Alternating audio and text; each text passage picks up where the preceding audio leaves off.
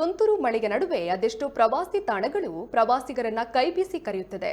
ಅಂತೆಯೇ ಕಾಫಿನಾಡು ಚಿಕ್ಕಮಗಳೂರಿನಲ್ಲಿರುವ ಅತ್ಯಂತ ಎತ್ತರದ ಗಿರಿಶಿಖರ ಎಂದೇ ಖ್ಯಾತಿ ಪಾತ್ರವಾಗಿರೋ ಮುಳ್ಳಯ್ಯನಗಿರಿಯ ಪ್ರವಾಸಿಗರನ್ನ ತನ್ನ ಸೌಂದರ್ಯದ ಮೂಲಕ ಆಕರ್ಷಿಸುತ್ತಿದೆ. ರಜಾ ದಿನ ಬಂತೆಂದ್ರೆ ಪ್ರವಾಸಿಗರು ಮೋಜು ಮಸ್ತಿಗಾಗಿ ಈ ಬೆಟ್ಟವನ್ನ ಹತ್ತುತ್ತಾರೆ. ಆದರೆ ಇದೀಗ ಕೊರೋನಾ ಕಾರಣದಿಂದ ಮುಳ್ಳಯ್ಯನಗಿರಿಯಲ್ಲಿ ಮುಂಜಾಗ್ರತಾ ಕ್ರಮ ಕೈಗೊಳ್ಳದೆ ಪ್ರವಾಸಿಗರು ಮೋಜು ಮಸ್ತಿ ಮಾಡ್ತಿದ್ದಾರೆ. ಮಾಸ್ಕ್ ಹಾಕದೆ ಸಾಮಾಜಿಕ ಅಂತರ ಕಾಯ್ದುಕೊಳ್ಳುತ್ತಿಲ್ಲ. ಹೀಗಾಗಿ ಇಲ್ಲಿನ ಸ್ಥಳೀಯರಿಗೂ ಕೊರೋನಾ ಹಬ್ಬುವ ಆತಂಕ ಎದುರಾಗಿದೆ.